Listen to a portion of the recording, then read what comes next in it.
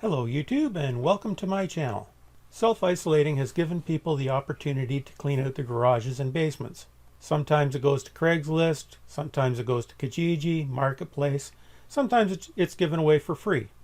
I was fortunate enough to find a free television.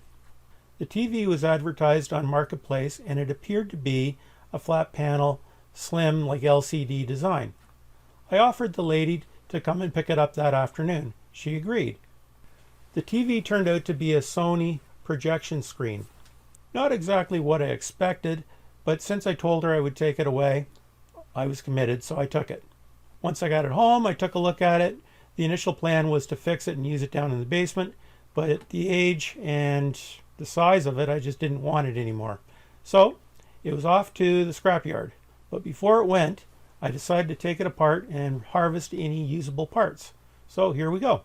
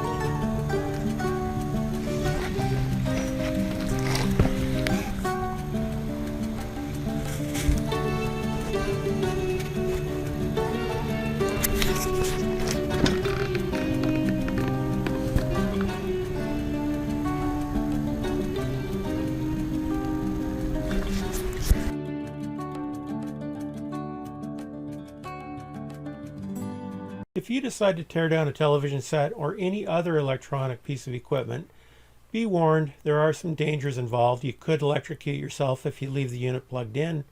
There are capacitors that can hold a charge. There are sharp parts. You could get cut. You should wear gloves.